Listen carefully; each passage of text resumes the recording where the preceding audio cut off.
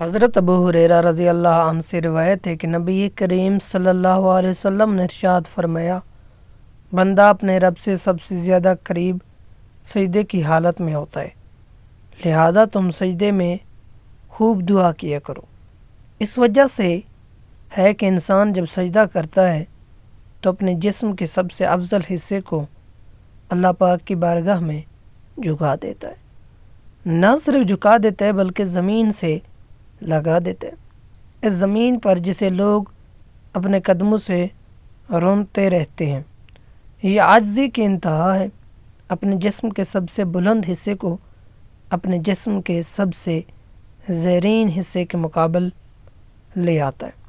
انسان کا چہرہ اس کے جسم کا سب سے بلند حصہ ہے اور اس کے دونوں قدم اس کے جسم کے سب سے نیچے حصے ہیں۔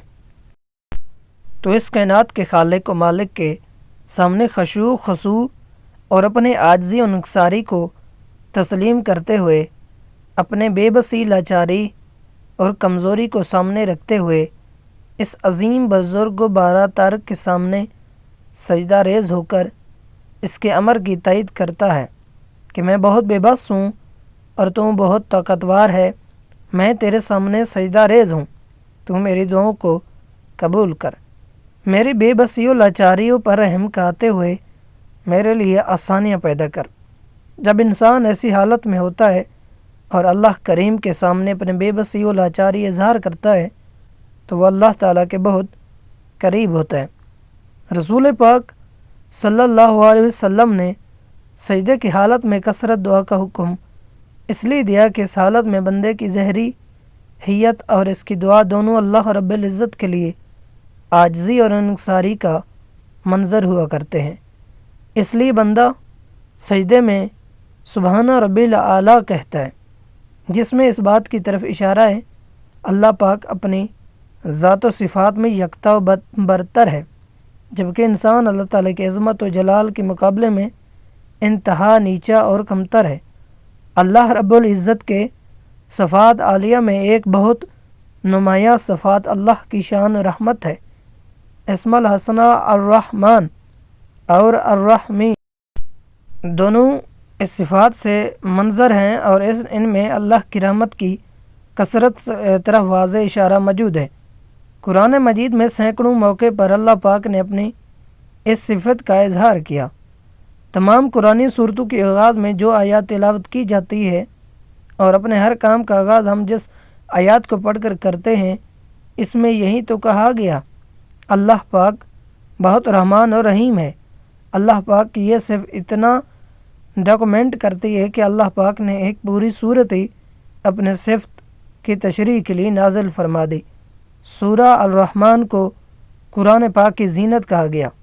اللہ پاک نے جو خوبصورت انداز میں جو قرآنی شاعری کی ہے، جو خوبصورت انداز میں قافیہ سے قافیہ ملایا ہے، اس کی مثال ڈھونڈنے سے نہیں ملتی۔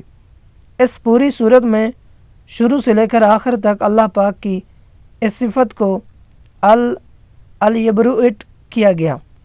اس کے علاوہ بہت سے مقامات پر گناہگاروں، گناہوں اور جنت کے ذکر کے بعد اللہ پاک نے اپنے غفور اور رحیم ہونے کی صراحت فرمائی ہے۔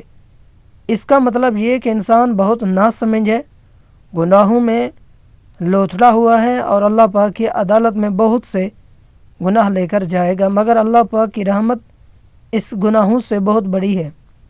کوئی بھی انسان اپنے اعمال کے سبب جنت میں نہیں جائے گا، بلکہ اللہ پاک کی رحمت ہی ہوگی جو اس کی جنت میں داخلے کا سبب بنے گی۔ قرآن پاک میں اللہ پاک ارشاد فرماتا ہے، تمہارے رب نے اپنے اوپر رحمت کا معاملہ لازم کر لیا ہے۔ سورہ الانعام۔ اللہ پاک اپنے غمگین اور مایوس بندوں کے لیے ارشاد فرماتا ہے، اے میرے وہ بندہ جنہوں نے اپنے جانوں پر زیادتی کر رکھی ہے، اللہ کی رحمت سے مایوس نہ ہونا، یقین جانو اللہ پاک سارے گناہوں کو معاف کر دیتا ہے، یقیناً وہ بہت بخشنے والا بڑا مہربان ہے۔ بس تم اپنے رب سے لو لگاؤ۔ سورہ الزمر۔ روایت میں آتا ہے قیامت کے دن اللہ پاک دو بندوں کو بلائے گا اور ان سے فرمائے گا تم نے دنیا میں بے شمار گناہ کیے، اب تمہارا ٹھکانہ جہنم ہے، جاؤ جہنم میں جاؤ۔ اس حکم کو سن کر ان میں سے ایک بہت تیزی کے ساتھ جہنم کی طرف چل بڑھے گا، جبکہ دوسرا دھیرے دھیرے چلے گا اور بار بار مڑ کر اللہ کو دیکھے گا۔ اللہ تعالیٰ ان دونوں کو واپس بلائے گا۔ پہلے شخص سے سوال کرے گا کہ میں نے تمہیں جہنم میں جانے کے لیے کہا اور تم تیزی سے چل پڑے، اس کی کیا وجہ تھی؟ وہ بولے گا اے میرے رب، میں نے دنیا میں تو تیری اطاعت نہیں کی، اب آپ کی طرف سے مجھے یہ آخری حکم ملا تو میں نے سوچا کہ کسی ایک حکم پر تو عمل کر لوں، اس لیے میں تیزی سے چل پڑا۔ اللہ پاک نے دوسرے سے فرمایا کہ تم بار بار مڑ کر پیچھے کیوں دیکھ رہے تھے؟ وہ عرض کرے گا اے اللہ، تیری رحمت کی امید میں۔ بس یہ سن کر اللہ پاک دونوں سے راضی ہو جائے گا اور دونوں کو جنت میں داخل کرنے کا حکم صادر فرما دے گا۔ بتانے کا مقصد یہ ہے کہ اللہ پاک کے نزدیک ہونا بہت آسان ہے۔ طریقہ یہ ہے کہ نیک اعمال کر کے اللہ پاک کو راضی کر لیا جائے، اور اس سبب سے سب سے بہترین طریقہ ہے کہ اپنے ماتھے کو اس کے حضور میں جھکا دیا جائے، زمین سے لگایا جائے، اپنے بے بسی و لاچاری کا کھل کر اظہار کیا جائے اور گر گرا کر سجدے میں اللہ تعالیٰ سے دعا مانگی جائے، کیونکہ اس حالت میں اللہ تعالیٰ بہت رحم فرماتا ہے اور اس وقت میں انسان اللہ تعالیٰ کے بہت قریب ہوتا ہے۔ حدیث و روایات میں یہ بات ثابت ہے کہ جب انسان سجدہ کرتا ہے تو اللہ تعالیٰ کے بہت قریب ہوتا ہے اور اللہ سبحانہ تعالیٰ کے سلاٹ اٹھاتا ہے۔ آج کی ویڈیو میں ہم آپ کو بتائیں گے کہ ایک عورت کے ان 3 اوقات میں اللہ تعالیٰ کے بے حد قریب ہوتی ہے، لیکن اس سے پہلے آپ کو یہ بتائیں گے کہ کس نیک عورت پر تہمت لگانا کیسا ہے۔ ایک دفعہ مجلس میں حضرت علی علیہ السلام سے پوچھا گیا وہ ایسا کون سا انسان ہے کہ جس کی ساری زندگی عبادت ضائع ہو جائے گی اور جو بغیر حساب و کتاب کی قبر سے سیدھا دوزخ میں جائے گا؟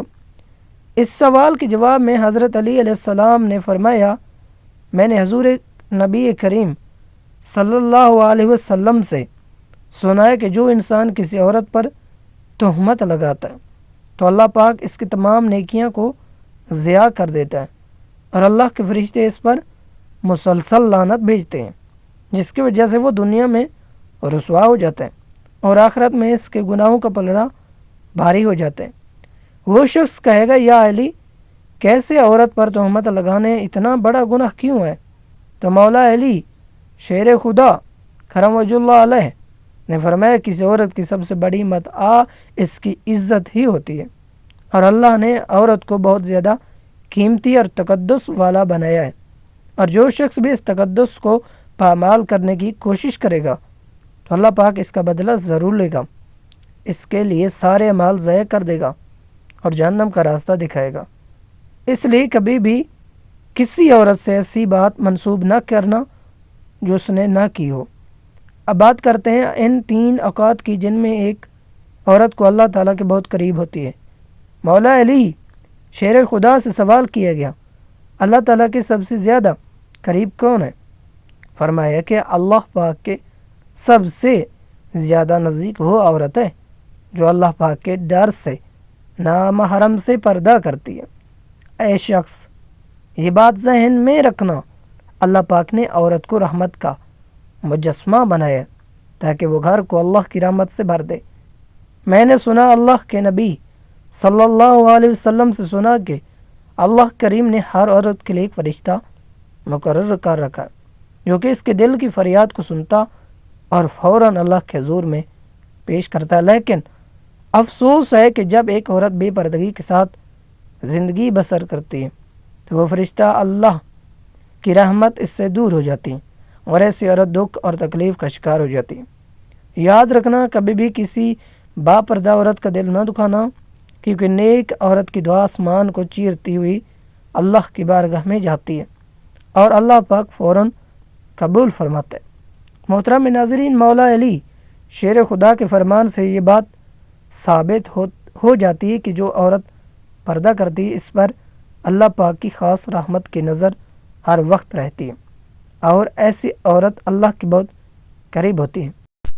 ایک عورت اللہ کے قریب ہونے کا دوسرا وقت وہ ہوتا ہے جب وہ اپنے گھر میں نماز ادا کرتی ہے۔ ابا موسیٰ علیہ السلام اللہ پاک سے ہم کلام ہوئے تو ایک سوال کیا، اے اللہ آپ کو سب سے زیادہ عزیز کون ہے؟ اللہ پاک نے فرمایا، اے موسیٰ اگر دیکھنا چاہتے ہو کہ مجھے سب سے زیادہ عزیز کون ہے تو کنعان جاؤ، وہاں پر ایک عورت رہتی ہے جو کہ مجھے سب سے زیادہ عزیز ہے، اس کا نام دعیال ہے۔ یہ سن کر حضرت موسیٰ کلیم اللہ علیہ السلام نے کنعان کی جانے کے لیے رخت سفر باندھا۔ دل میں شدید تمنا تھی کہ اللہ کی اس بندی کی زیارت کروں جو کہ اللہ پاک کو سب سے زیادہ عزیز ہے، دیکھوں تو صحیح کہ کیا وجہ ہے کہ وہ اللہ تعالیٰ کے اتنے قریب ہے۔ کافی دنوں کے سفر کے بعد بالاخر موسیٰ علیہ السلام اس عورت کے گاؤں میں پہنچ گئے۔ کیا دیکھتے ہیں، ایک ٹوٹا ہوا گھر ہے جس کے اندر وہ عورت رہتی ہے جو کہ آنکھ سے اندھی ہے، اور نہ ہی اس کے ہاتھ ہیں اور نہ ہی پاؤں، نہ ہی کان ہے کوئی بات سن سکے، صرف ایک زبان ہے جو کہ اللہ تعالیٰ کی حمد و ثنا میں مصروف ہے۔ سبحان اللہ۔ حضرت موسیٰ کلیم اللہ علیہ السلام نے اس عورت کو دیکھا تو دل میں خیال پیدا ہوا، اے میرے رب تو نے اس عورت کو کس نعمت سے نہیں نوازا، پھر بھی یہ تیرا شکر ادا کریے۔ بس حضرت موسیٰ علیہ السلام کو اس سوچ کا آنا تھا تاکہ وہ عورت کہنے لگی، اے موسیٰ علیہ السلام تو اللہ کا نبی ہوگا، لیکن یہ نہ کہو کہ اللہ نے مجھے کچھ نہیں دیا۔ اللہ پاک نے مجھے جو کچھ دیا ہے میں اس کا ساری زندگی شکر ادا نہیں کر سکتی۔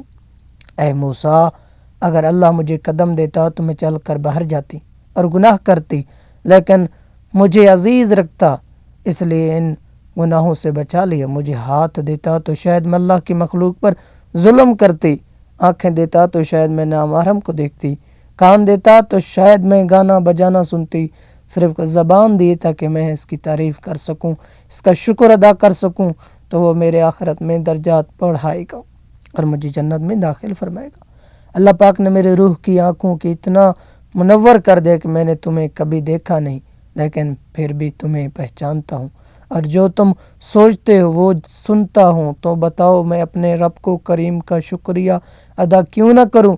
یہ سب سن کر موسیٰ علیہ السلام رونے لگے اور فرمانے لگے، یہ تمہارا ایمان ہے جو کہ تمہیں اللہ کے قریب کرتا ہے۔ اس واقعے سے ہمیں نصیحت حاصل ہوتی ہے کہ جو عورت اللہ پاک کے قریب ہوتا ہے اللہ پاک اس پر آزمائش بھی زیادہ ڈالتا ہے، جب ایسی عورت ان تکلیف و مصائب کے باوجود اللہ پاک کی ناشکری نہیں کرتی بلکہ اس کی تعریف کرتی ہے تو اس کا شکر بجا لاتی ہے، تو وہ اللہ کے بے حد قریب ہو جاتی ہے، اور پھر اللہ پاک اس کی کسی بھی دعا کو رد نہیں کرتے، اس کا دل سکون عطا فرماتے ہیں اور اس کو ایسی طاقت فرماتے ہیں جو کہ کسی وہم و گمان میں بھی نہیں آ سکتی۔ شکریہ۔